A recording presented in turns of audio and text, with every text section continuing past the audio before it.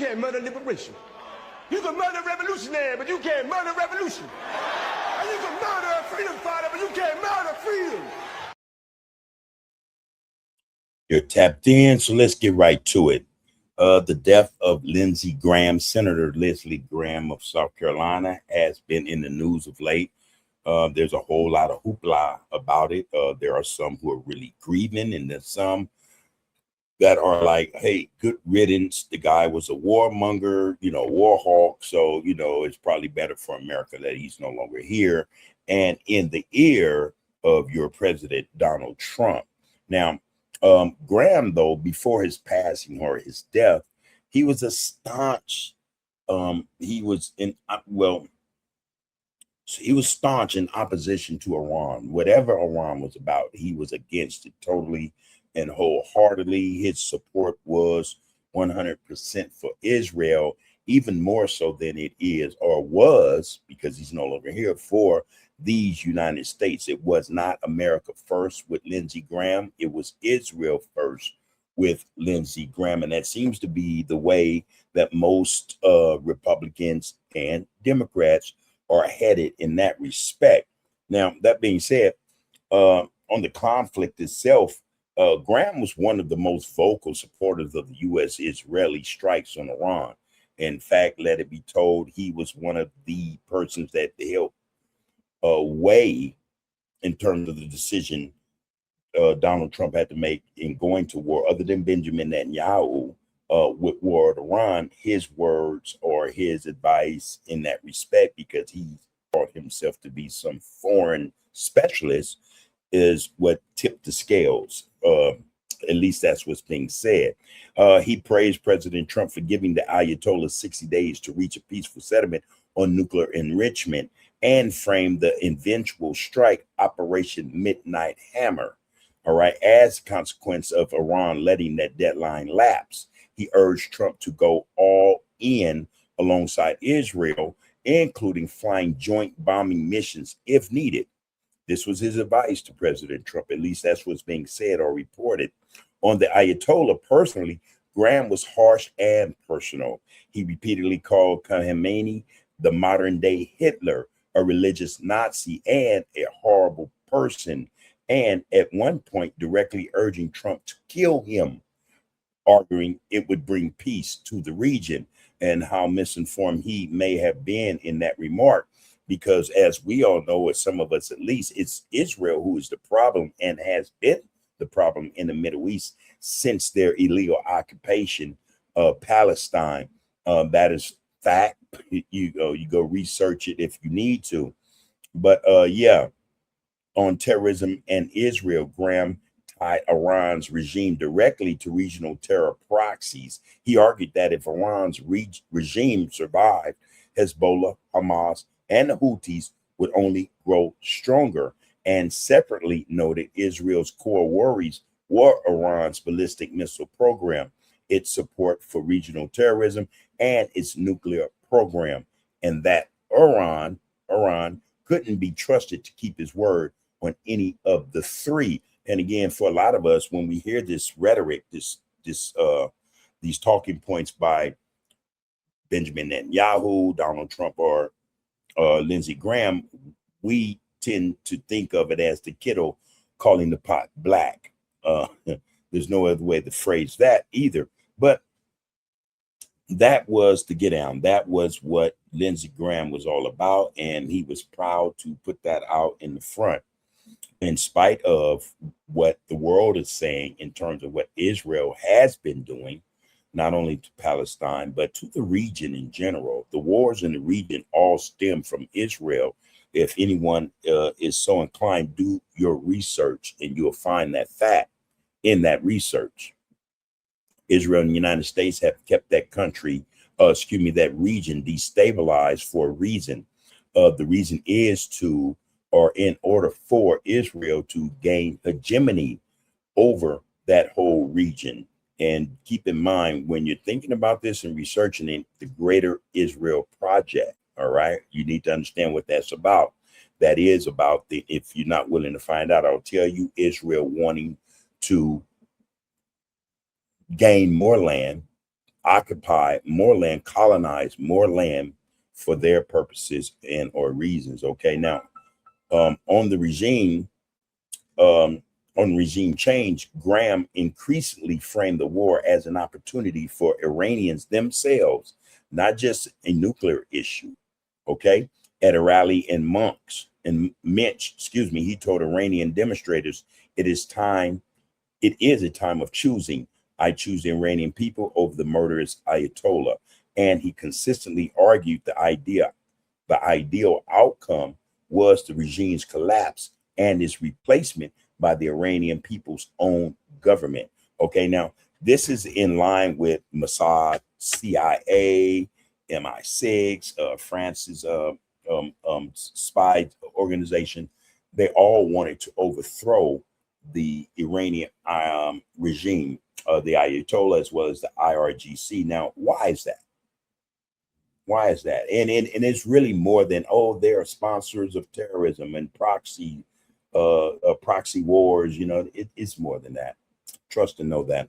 It's actually about the fact that Iran would not bow to the Zionist regime, the occupiers of Palestine, Israel, as well as the United States and Israel's allies, United States most definitely and most certainly.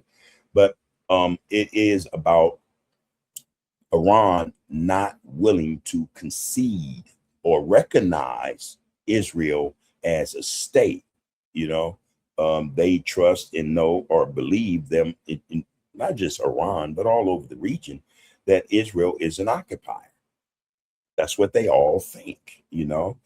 Graham's job, though, was to try to convince, and they did this attempt at convincing Iranians and others that the Ayatollah was evil by infiltrating organizations, dissidents, or whatever you might want to call or label them, that it would be better to overthrow the government and start your own government, not really telling them if that was to be accomplished, then guess what? Israel, first and foremost, as well as with the United States CIA and MI6, would come in and orchestrate, organize, and create a government that would probably more than likely be a puppet government that would bow and concede to Israel first. See, Iran is the thorn in Israel's side in terms of, again, having hegemony over that whole region. Iran is the only thing that's stopping them. And if you think Palestine and what's happening in Lebanon is atrocious, is genocide, if Iran should fall, you guys haven't seen nothing yet. The Ashkenazi Europeans, Benjamin Netanyahu and his whole cabinet and others are hell-bent on taking over that region. And it is about, more than anything else, colonization. That's it. That's it. Now, that being said, I do have a clip. I want to bring this clip into play. Before I do, please like, share, follow, comment, and subscribe, because you are tapped in. This is the art of political discourse. Let's get right to it. This clip. This is Lindsey Graham. To give you some context, I think one of his last speeches, other than the one he gave right before his death Saturday in Ukraine, this speech is on the floor of the Senate. So listen to this. And this guy was a warmonger, you know, and this is why a lot of people are not grieved or saddened by his death. You know, the guy was just a terrible guy, you know. Let's get to this. This guy and those around him, the Ayatollah, the cult of death, they're not normal. They will only be stopped when better people are risking everything to stop them. And that's how it always works. They're not normal in what respect? You know, they must be stopped. Why? You know, now let's get beyond the rhetoric or the propaganda that they are the worst terrorists in the world. Again, anyone with any sense would know that's a lie. The worst terrorists in the world are the same two countries fighting Iran right now. Hands down. Do your research, people. But they're terrible. Why? Because they won't fold. Something to think about, you know. Why are Hamas, Hezbollah, Iran fighting so desperately against Israel and America? Hezbollah, Hamas, Iran did not bring terror to the Middle East. The Zionist regime of Israel did. The Ashkenazi Europeans, who profess or claim to be Jewish people, brought terrorism to the region with the help of the United States and other Western powers. Just do the research, okay? Bad people are taken down because good people finally have had enough. So let it be said when they write the history of these times, I had enough of Iran not doing what is told of them, not towing the cue, not allowing Israel to exist in an occupied land, in a land that is not theirs, you know. So they were tired of Iran saying no, not recognizing the Zionist regime of Israel, saying no, they are illegitimate. These are colonizers, you know, and they've been saying it for a very, very long time. You know, now taking into account that America has an issue as well as the UK with Iran, the government now, because it was back then, 1959, that the United States and Great Britain tried to prop up a king in Iran. The people overthrew this individual. Then there was another uprising, 1979, where they got rid of the puppet government for sure, finally. So yes, the people of Iran has been a thorn in the side of the United States and Israel for a very long time. For a very long time. They're quoting 40 years. It's probably longer than that. All right. I am with the protesters. You're righteous in your demands. Speaking about the protesters, that was all instigated by Mossad agents, CIA agents, MI6 agents. They started that uprising. They shot at police and military people. Imagine anyone doing that here in the United States, Israel, anywhere else. A foreign government comes to intervenes in the processes of this country, hands out guns to the citizens of this country and say, dismantle or rebel against the government, overthrow the government. How would America take that? How would Israel take it? How would Great Britain take it? The UK? How would France take it? Think about it. America's here to help you. Help is not on the way anymore, Mr. President. It has arrived. Vote no to this war powers resolution. It is an affront to our constitutional democracy and to my Democratic friends. You should be ashamed of yourself not embracing the righteous nature of the Iranian people's demand. Mr. President. Senator from South Carolina is recognized. Thank you. I want to associate myself with the remarks from my colleague from Nebraska, Senator Fisher, and to the presiding officer. I really want to thank you for all the leadership you provided in this crucial time. What I'd like to do to start with is read a letter that was sent by Admiral Cooper to all those participating in Epic Fury. And as a commander, he wanted to let everybody know in these operations sort of what's at stake. And if I can, I'll read it. To America's extraordinary sons and daughters deployed around the Mideast. By order of the President of the United States, we're embarking on a mission of profound consequence. The mission that he's about to read about has nothing to do actually with American security. There's no nuclear weapon being developed in Iran. That again, that's the propaganda that Israel fed the United States, that the United States readily ate, and fed to other Western countries. It's all about, the fact of the matter is, it's all about Iran's unwillingness to allow, again, the United States, Israel and the United States to do what they want in the region.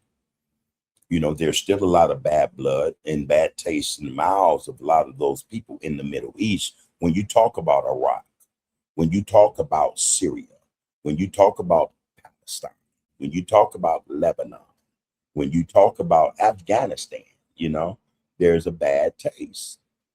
This thing is purely about money. It's about resources and money. That's really what it's about, and establishing hegemony is just a direct way to making sure of capitalizing on the resources in the region. Middle Eastern countries like Saudi Arabia, Bahrain, UAE, those places, Kuwait, they're in cahoots with Israel as much as the United States. They're okay with it. They're not really governments that govern the people. These are fake propped up royal families. If you do your history, you'll find out who these people really are. Go back a couple of 100 years. They haven't been there like that long. They are also converts of the so-called Jewish faith or religion, from the Jewish faith or religion to Islam. This is a whole bunch of mess.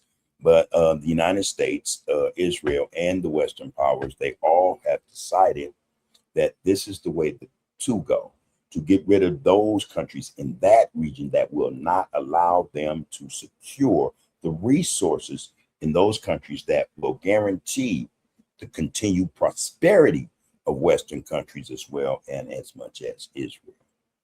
Just think about it. The time for preparation is over. The time for action has arrived.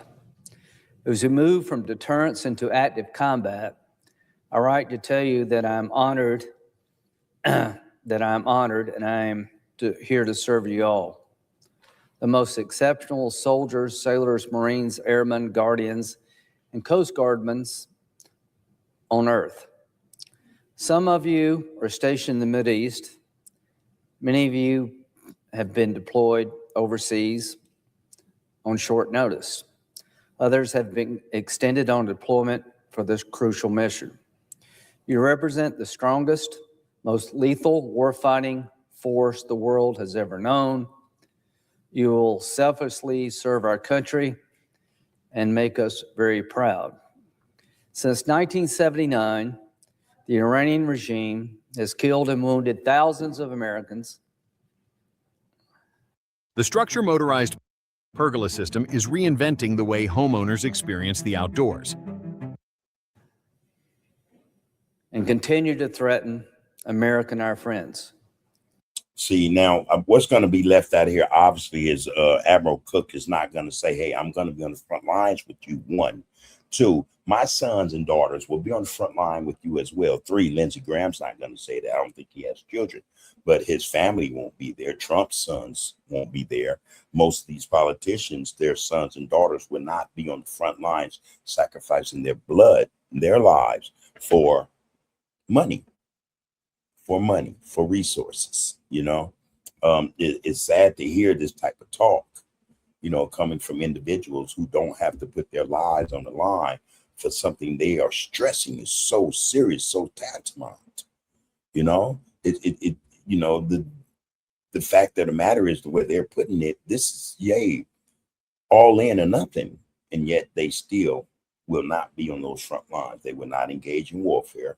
They'll sit in the office on a satellite phone or something and give orders and commands. That's the sad part about this.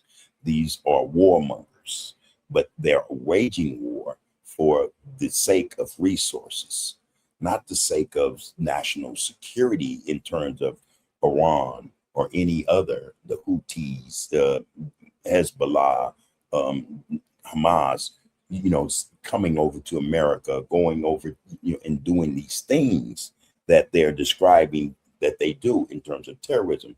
They leave out the fact that all this came from, it was birthed from the terrorism that was placed at their doorsteps initially by the Zionist regime of Israel, and with the aid of the UK and the United States.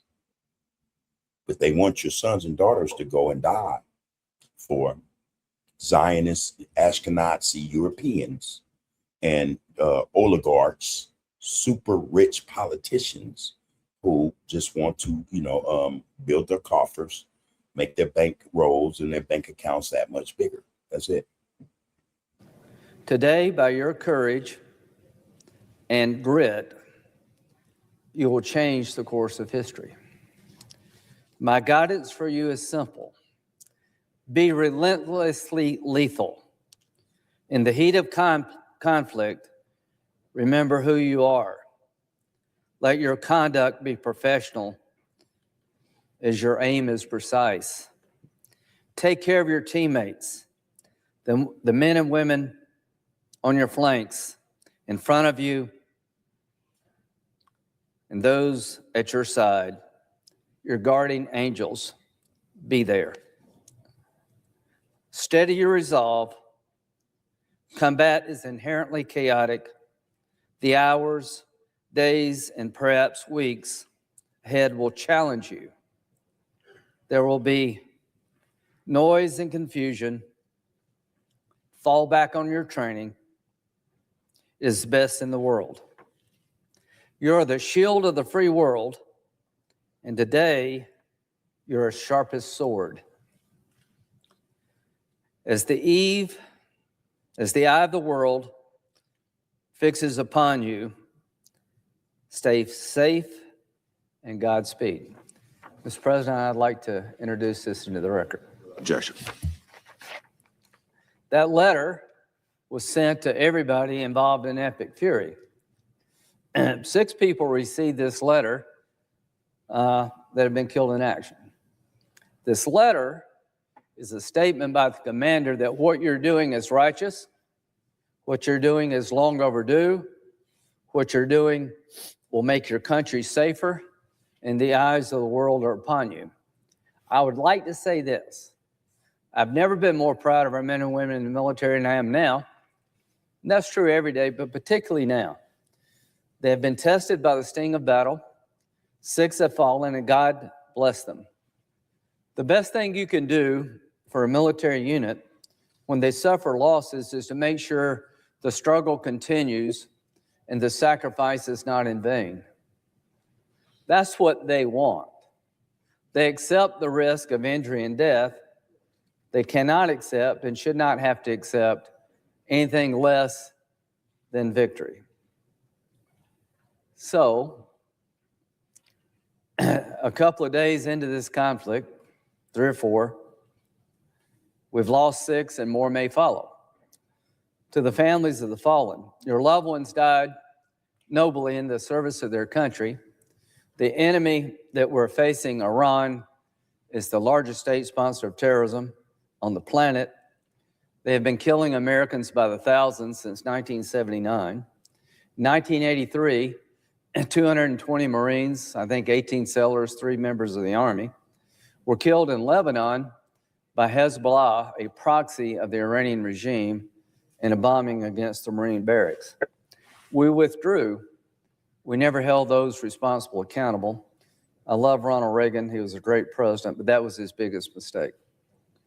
So we're here to settle the account with the Iranian regime after months of trying to negotiate an outcome to avoid conflict that would prevent Iran forever having a nuclear weapon. So on that question or that statement, preventing Iran from having a nuclear weapon, a lot of you are led to believe that if they have one, they would fire the weapon at Israel first, which would be no great loss, than the United States or any ally in the region. That's all a lie. That's all a lie. The reason for the push for Iran not to have a nuclear weapon is because that would represent an equalizer. There will be equilibrium in the region. We all know that it is alleged anyway, that Israel has up to 80 nuclear weapons. Now imagine Iran with 5, 6, 20. Do anyone really think they would fire a nuclear weapon that could create such damage to where it would blow back and affect the country of Iran as well? No, that's not the reason. That's not the reason. Is not the reason why they're saying they shouldn't have one. It's not because they think they'll fire a weapon. It's because it would equalize the playing field. It would then stop. It would actually stop in their tracks, the Zionist regime, from doing the things that we, the world, have seen them do and have excused them for so very long of doing. That would cease. That would cease under a threat that, hey, you can't keep doing this. If you do, hey, that is an equalizer. That brings them to the table. You know, because again, what fool would detonate a nuclear weapon in that region? They're all in the same region. No one would win. No one would win. The nuclear fallout would be all over that region, that whole region. But that's the propaganda they feed us. Oh, you can't let them have a nuclear weapon because they'll use it. No, that's what they want us to believe. The fact of the matter is they don't want them to have a nuclear weapon because that would equalize the playing field, people. Real simple. United States and Israel will not be able to run roughshod over any country in the region because accordingly, Iran will defend its people and the region. Makes sense to me. Makes sense to me. It doesn't make sense that Iran would fire at Israel, the United States, or anyone else under the understanding, or with the understanding that yet it would be a nuclear holocaust. Israel would fire, the United States would fire, maybe France would fire, Britain, but that whole region would be decimated. None of that region would be habitable. You wouldn't be able to live in it. No one's going to do that. No one's going to do that because it puts the resources at risk, the oil. Okay? So get past the propaganda, why they're saying what they're saying. Oh, Iran is the greatest terrorist, the biggest terrorist on the face of the earth. That is a lie. The United States and the Zionist regime of Israel is. Then following them would be the West. The number one terrorist or sponsored terrorist in the world on the face of the planet. Ashkenazi, so-called European Jews, as well as the United States, the UK, France, all of them are terrorists of the highest order. So it's not because Iran would fire a nuclear weapon at Israel because they don't like Israel, and Israel is an occupier illegally, committing genocide in the region. No, it would be then a negotiation. It's leverage. It's leverage. Think about it. Would lessen their ability to produce missiles that could hit our homeland and terrorize the region, to stop their funding of terrorist organizations like Hezbollah, Hamas, and the Houthis. It was clear during those negotiations that Iran is wedded to its agenda. The Ayatollah is a religious Nazi. He's no more likely to give up his agenda than Hitler was. And then Israel is no more willing to give up their agenda than Hitler was. Look at Israel. Look at the world saying, hey, stop it. These are war crimes. You're committing genocide. Lindsey Graham knows this, and yet Lindsey Graham hasn't told Israel, hey, stop killing innocent women and children in Palestine, in Gaza. Stop this. You're displacing people. You're killing people. You're starving people. You're shooting women and children and babies. Stop it. Israel's no more willing to change the way or the course they're on than Hitler was. All right. No more than Lindsey Graham is willing to change the course he was on before he died. All right. No more than Donald Trump, the UK, France, or any of them are willing to change their direction. They're murderous. All of them are murderous. They have a murderous disposition. That's what they do. So again, this is the pot calling the kettle black, and it should be offensive. We should be offended just to hear this talk. And the only reason why we wouldn't be is because we haven't done our homework. The facts are out there. The facts are out there. What does he want? To be left alone. Listen to what he says, not what I'm saying. He says death to America, and he means it. Well, again, here's more propaganda. When they say death to America, death to Israel, they're not saying death to the American citizen. No, They're not saying death to the Israeli citizen. No, they're saying death to the system that props up the atrocities, the terrorism that comes out of these countries. It's the government. It's the government that they're saying death to, because they see the government not as righteous as Lindsey Graham would have us to believe, but as evil. As evil murderers and occupiers. They never say death to the American citizen. They're talking about death to the America and the ideology, especially in particular when we're talking about foreign policy and how they listen. People, do your homework. That's all I can stress to you.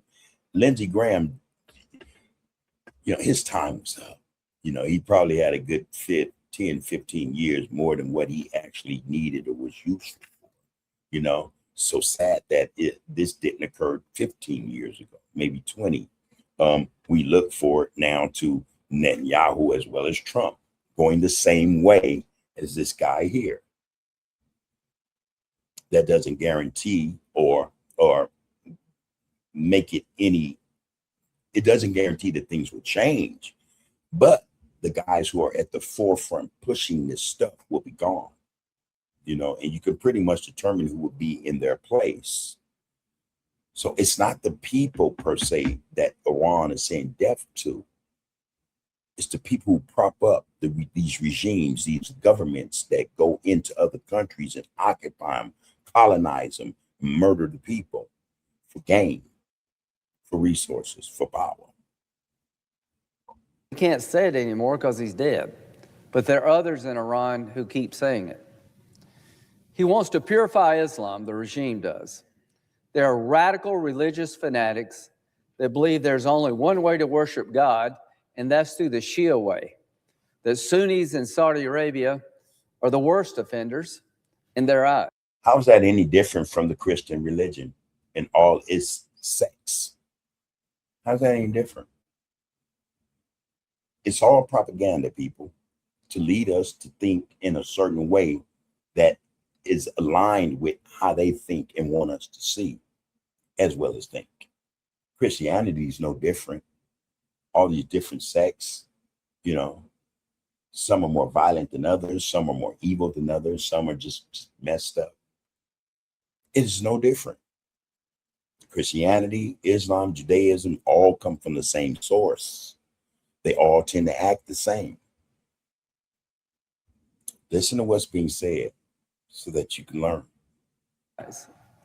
So they have a goal to purify the faith of Islam, to create an international caliphate built around an extreme ideology.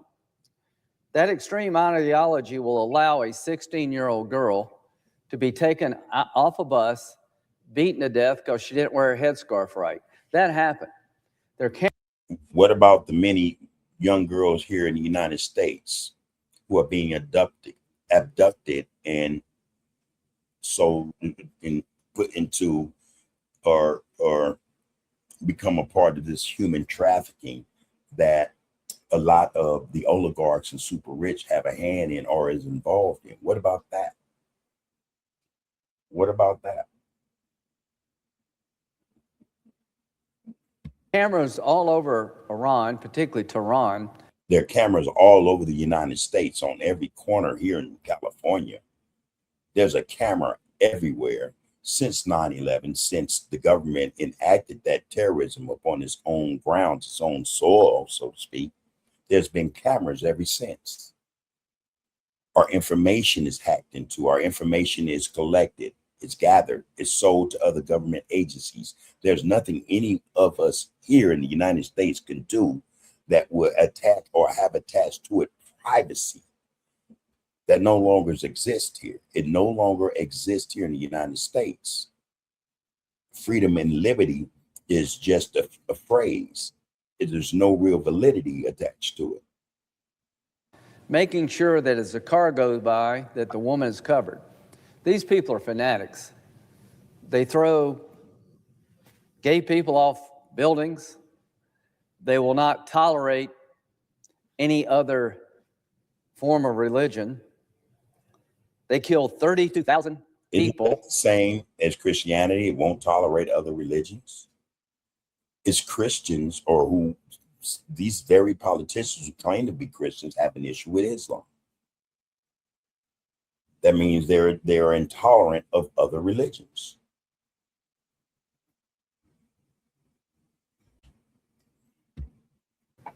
In the last couple of months who've had it with the Ayatollah.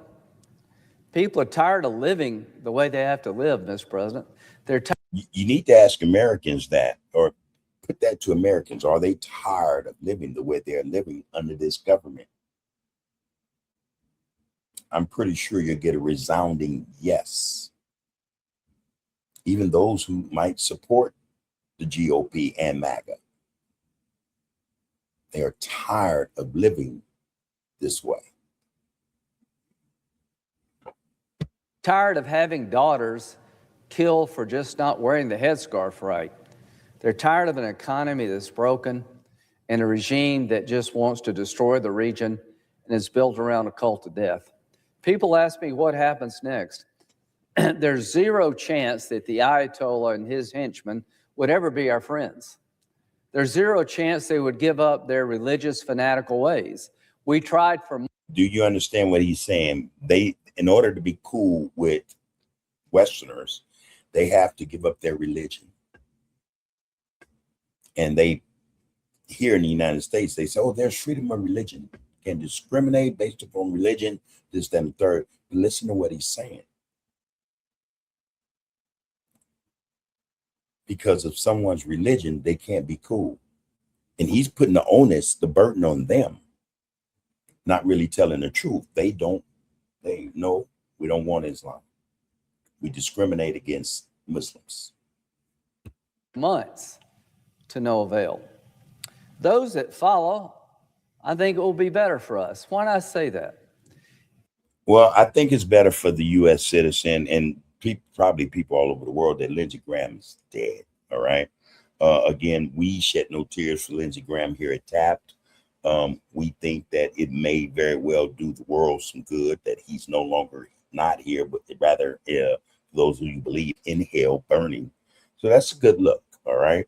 And like we said, there are other just evil players in this game. And we like to think that if there is a God, their number is coming up real quick and he'll call them, going about their business in hell somewhere. All right. Lindsey Graham is not anyone to be honored, respected. If you look at, just the fact of the matter that he's gone is good enough for a lot of American citizens. There are so many people who are pleased that he's in hell burning. And they look for the day of the moment for a couple of those guys to follow in his lead. All right. Understand that this thing is all about power, resources, money. It has nothing to do with Iran being the greatest terrorist on the face of the planet. And again, that's a lie. If you do your research, you'll know very, very quickly who those players are, and it's not people from the Middle East. All right. Let me know what you think about this. One, Lindsey Graham being dead, does that bode well for the country? You know what I mean? Is that a good look, or would that be a bad thing, being that he's dead now? He can no longer be in the ear of the stooge Donald Trump. Also, just in regards to the religion thing, what do you stand on that? Are you like Lindsey Graham and others who think that Islam is evil? And you have to throw into that ring or to the equation that a lot of people who are Muslims see Christianity as evil as well, Judaism as well. What is this going to serve his death? Will it serve the people, or will it continue to serve the super rich and powerful? Let us know what you think in the comments. Until next time, take care of yourselves and each other. You can murder a liberator, but you can't murder liberation. You can murder a revolutionary, but you can't murder revolution. And you can murder a freedom fighter, but you can't murder freedom.